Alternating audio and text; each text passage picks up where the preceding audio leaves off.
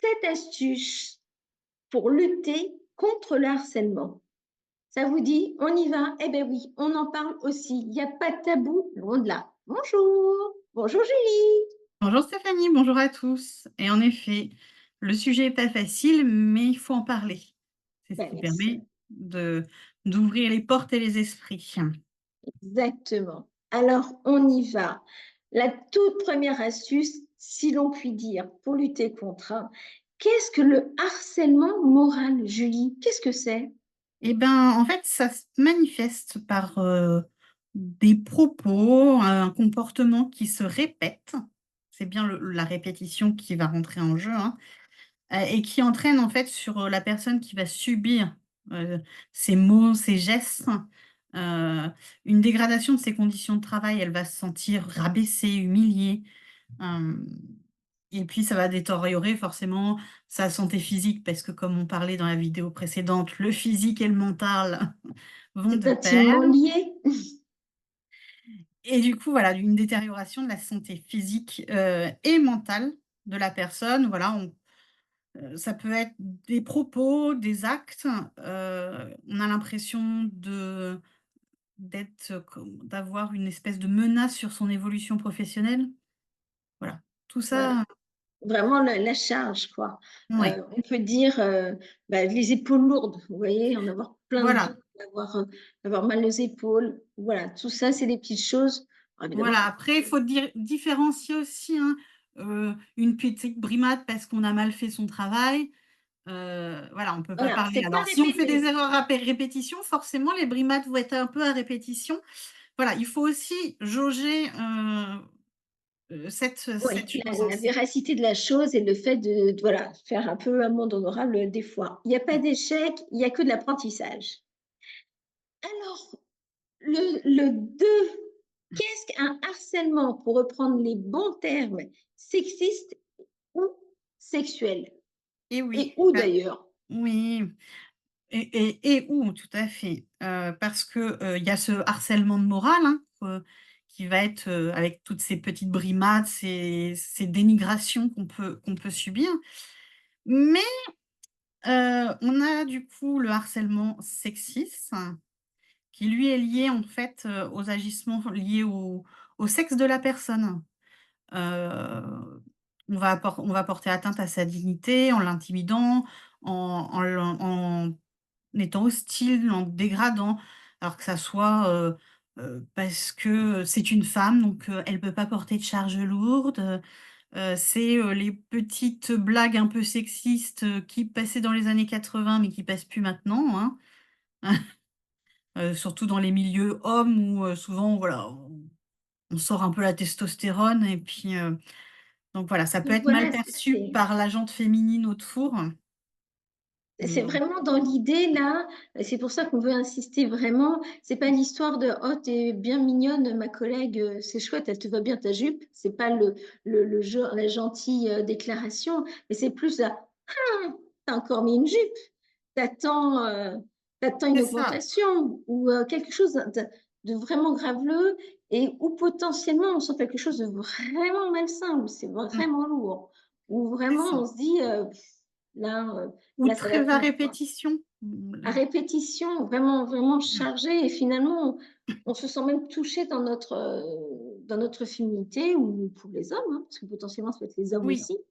bah, Heu, j'ai envie de dire en effet, alors bon, c'est vrai qu'on prend beaucoup le cas des femmes, mais une femme qui a l'habitude de porter des robes, des jupes et qui se dit, «Ah non, non, je vais plus en mettre au travail parce que ça devient pénible», là, il y a peut-être des choses à faire.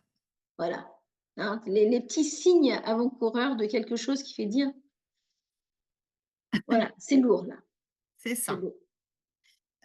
Et puis, bah, le sexuel qui alors donc le sexiste va être plus sur la parole, sur, les intonations, enfin voilà, plus, ce côté-là et on va avoir le sexuel qui va être beaucoup plus sur les actes, heu, voilà, sur le corporel où du coup, heu, c'est souvent par la violence, par la contrainte, une menace, une surprise, une petite main aux fesses. Bah, c'est un Voilà. harcèlement, sexuel, hein, Donc ça heu m'est arrivé, hein, travailler dans cette belle entreprise de télécommunications. Et on faisait la queue devant la petite roulotte de chez Paul. Et finalement, un collègue n'a pas trouvé mieux que de me mettre la main aux fesses. Alors en soi, voilà, c'est loin d'être mignon, c'est loin d'être agréable, c'est même extrêmement déplacé. Donc à ce moment-là, je suis allée voir un manager. Je pense qu'il n'a pas eu du tout la bonne réaction. En tout cas, moi, c'est resté ancré, assez pour qu'aujourd'hui j'en parle encore. Donc ça, faut pas laisser passer. Il y a des choses en Non, effet qui sont essentielles. Et ça peut être une femme sur un homme, ça peut être un homme sur bien une sûr. femme, hein. C'est La main aux fesses, complètement, ça peut venir de n'importe qui.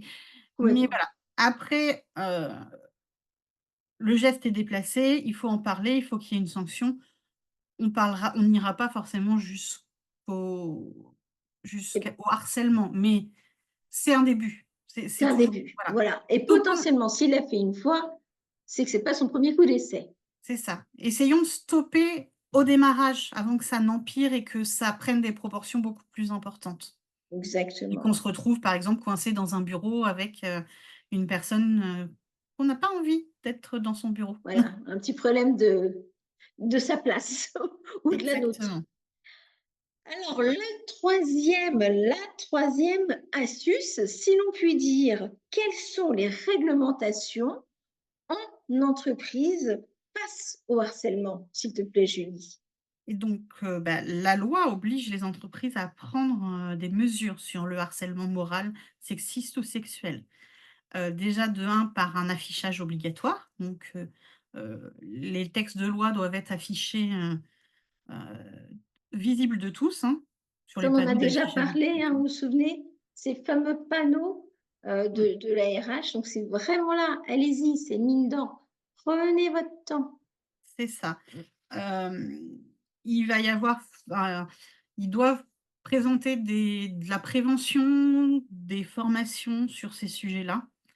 La prévention peut être faite juste par le médecin du travail, hein, parfois il suffit de lui demander et il vient, volontairement faire une petite heure de débriefing sur qu'est-ce que c'est et qu'est-ce qu'il faut pas faire avec ses collègues. Et puis, dans les plus grandes entreprises, quand il y a des représentants du personnel, ou des CSE, il peut être désigné un référent ce pour lutter contre le harcèlement et donc ce référent sera la personne à venir voir si vous pensez subir du harcèlement. Et c'est elle qui va déclencher toute la manœuvre, puisqu'il y aura forcément une enquête approfondie, de fait derrière pour s'assurer, des faits. Alors, quatrième point. Il n'y a pas que la victime, et ça, je vous avoue, c'est Julie qui me l'a appris, qui peut aller ben, témoigner, qui peut aller Mmh. informer de la chose. Alors, raconte-nous, dis-nous, Julie, Et ben, dis-nous ce qui se passe. on sait que les victimes mettent du temps à parler de ce qu'elles peuvent subir. Parce qu'il faut l'accepter, il faut réussir à poser des mots sur ce qu'ils subissent.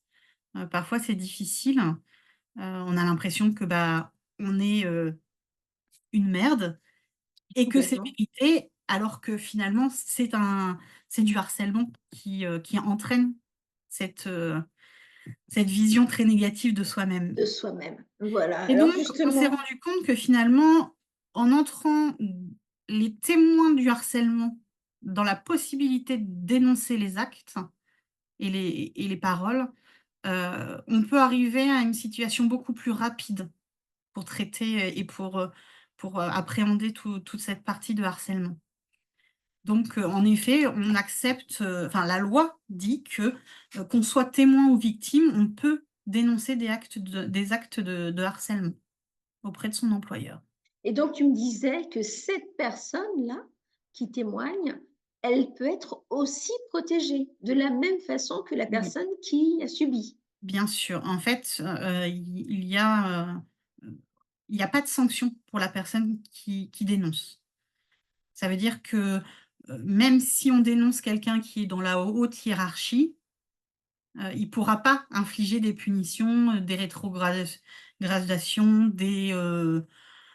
une non-évolution professionnelle. Tout ça, en fait, ça va le protéger. Il y a vraiment une protection, qui est mise en place Donc parce que ça. on demande, enfin voilà, la loi accélère les choses sur le harcèlement pour qu'il n'y en ait plus au travail. Donc forcément, il faut aussi qu'il y ait une compensation derrière. bien sûr. Si les témoins ont peur, enfin le témoin ou la victime ont peur des représailles, ils iront pas dénoncer les actes. Merci, merci. Donc voilà, hein, des choses qu'on ne sait pas forcément. Et alors là, Julie, qui allait voir la cinquième astuce, si l'on peut dire, qui allait voir, qui alerter, à qui aller demander de l'aide quand on se retrouve dans cette situation ou que l'on est témoin de cette situation? Oui. Alors du coup, bah, on peut, au sein de l'entreprise, donc comme je vous parlais, du fameux, référent de lutte contre le harcèlement, donc là on peut, aller le voir, lui envoyer un mail, enfin voilà, venir, poser les choses pour lancer, tout ça. On peut parler à, un supérieur auquel on aurait confiance, qui va aussi, s'il y a pas de référent, qui va aller, porter la voix. On peut aller directement voir les RH. Ça fait partie aussi de leurs attributions de devoir, traiter ça et en dehors de l'entreprise, on peut prévenir l'inspection du travail et on peut aussi, contacter les prud'hommes, des représentants syndicaux. Alors ça, vous pouvez avoir les listes en mairie. Il y a des représentants syndicaux, alors qui font pas forcément partie de votre entreprise, mais vous pouvez aller leur parler et eux vont faire le nécessaire pour qu'il y ait quelque chose qui soit fait dans l'entreprise. Voilà. Voilà, donc allez vers, hein, encore une fois, restez pas dans votre coin, allez vers, trouvez des solutions, trouvez des témoins, n'y allez pas seul, mais en tout cas, allez-y, ne restez pas dans cette situation-là parce que quelque chose qui se passe peut revenir et Oui d'autres peuvent aussi vivre la même chose. Donc voilà, ne restez pas dans votre coin. et se rappeler que quand on dénonce, on est protégé. Protégez, vous êtes Alors protégé. ouais, Ah, très petit bien. bémol comme je disais tout à l'heure, sauf si vous dénoncez pour justement être méchant avec la personne, pour pouvoir l'attaquer. Là, c'est Oui, autre chose et il y aura une autre enquête de fait à ce là, moment-là. ce sera Mais une autre sanction. Mais là, voilà, hein, en toute bonne foi, c'est inutile de rentrer dans la manipulation. mmh mh. Alors maintenant, eh bien, 6. L'astuce 6, vraiment du mal à le dire hein, sur le coup, l'astuce 6. En tout cas, déculpabiliser. Moi, la main aux fesses qui m'a été faite, alors j'ai peut-être un très beau postérieur pour certains et un très vilain pour d'autres. Ce monsieur a peut-être pris tout à fait à son goût ou pas. En tout cas, il n'avait pas à mettre sa main sur les fesses. Et j'ai pas plus des fesses comme ci ou comme ça que d'autres. C'est ce monsieur qui a eu une action qui était désobligeante et qui n'aurait pas dû avoir lieu. Donc, de la même façon que ça m'est arrivé pour moi, eh bien pour vous, c'est exactement ça. Euh, Ce n'est pas de votre faute. Alors, évidemment, hein, j'étais pas en petit, on ne voyait pas mon nombril, on ne voyait pas non plus, c'était pas un micro short que j'avais, c'était une tenue tout à fait convenable. Je crois même que j'étais d'ailleurs en jean, pour le coup, ça devait être un vendredi. Donc, ce n'est pas de votre faute. Et ça, il faut l'entendre parce que Mmh. quand on a subi des violences, des agressions comme ça et beh, c'est la première chose, c'est: «Mais qu'est-ce que j'ai fait? Qu'est-ce qui» et puis si peut-être qu'il a pas fait exprès et bien dans ces cas-là, retournez-vous et demandez-lui. C'est normal, là, c'est enfin, et voyez, si la personne est gênée, si la personne regardez, mais en tout cas, sur le long terme, ne vous sentez pas coupable. Ce n'est pas de votre faute. Exactement. Alors du coup, évidemment, en tant que coach, l'astuce 6, ne pas rester avec ce paquet, ne pas rester avec ça, c'est inutile. Donc, allez voir quelqu'un. Parce que ça peut être un traumatisme, ça l'a été pendant un temps pour moi. Et j'ai eu besoin d'en parler à quelqu'un, j'ai eu besoin de le dire. D'ailleurs, c'est l'une des premières choses que j'ai demandé à Julie qu'on traite, parce que je trouvais ça essentiel. Je suis coach, je me suis auto-coachée, ça m'a fait du bien. Tout le monde ne l'est pas. J'en ai parlé par chance à mon compagnon. Mais tout le monde n'est pas dans cette situation-là. Donc, allez voir une tierce personne, allez voir quelqu'un de professionnel ou pas, un thérapeute, un ami, dans l'entreprise, à l'extérieur de l'entreprise. Mais un traumatisme ne se passe que et seulement si on arrive à mettre des mots dessus, que et seulement si on arrive à en parler ouvertement. Oui, j'ai reçu une main aux fesses dans le cadre de mon travail. Et aujourd'hui, eh bien, je transmets à d'autres hommes, à d'autres femmes, à d'autres individus qui peuvent traverser ça, que c'est pas normal, c'est pas logique. Exactement. Il y a tout un panel de personnes pour vous aider, que ça soit des coachs, des thérapeutes, votre médecin traitant, le médecin du travail, voilà. Faites appel aux personnes qui vous entourent. Elles sont Restez pas seul, non. pas seul. Alors, on a des bonus là aussi, on peut pas s'en empêcher. Bah, bien sûr, parce que, parfois, il est plus facile de parler à quelqu'un qu'on ne voit pas, qu'on ne connaît pas, qui est un peu, extérieur à tout. Et donc, il y a un numéro que vous pouvez appeler, donc c'est le 116 006. C'est un numéro complètement gratuit, c'est France Victimes, et à ce moment-là, vous pouvez leur expliquer pourquoi vous les appelez et ce qui se passe pour vous, et eux vont pouvoir vous aiguiller sur ce qu'il faut faire, sur, qui aller voir, qui, contacter, enfin voilà. Voilà, donc 116 006 1 Ouvert 7 1 jours sur 7, 6 24 heures sur 0 24. 0 6. Exactement, 7 jours sur 7, 24 heures sur 24. Et alors, si on peut dire, est-ce que c'est un bonus? Je ne sais pas, mais j'ai quand même besoin de vous le dire. J'en avais parlé à Julie. Eh bien, des fois, c'est peut-être le signe qui veut dire, en tout cas, c'est comme ça que moi je l'ai pris, et mon manager le sait très bien, qu'il fallait que je change d'entreprise, que ça suffisait, qu'il y en avait marre pour moi. J'ai adoré cet univers-là. J'ai vécu pendant très longtemps cet univers-là, mais c'était bon. J'avais fait mon temps et plus que mon temps. Les choses se sont plus ou moins bien passées. En tout cas, j'en suis sortie. Et, euh, et c'est bien heureux. Et c'est bien comme ça.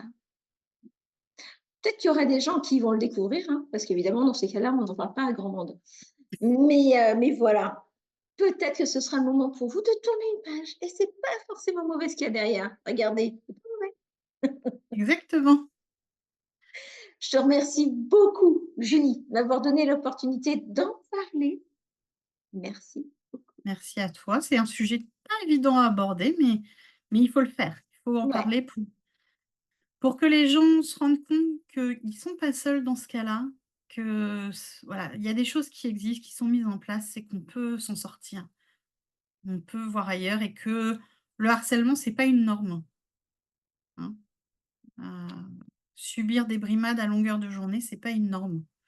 Il y a des entreprises qui fonctionnent très bien sans ça, avec de la bienveillance et un travail où on peut rigoler toute la journée et que ça ne porte pas préjudice à l'entreprise et à la productivité. exactement. Eh bien, merci de nous avoir suivis. Merci pour ce bel échange, encore une fois. Et on vous dit à la semaine prochaine. À la semaine prochaine!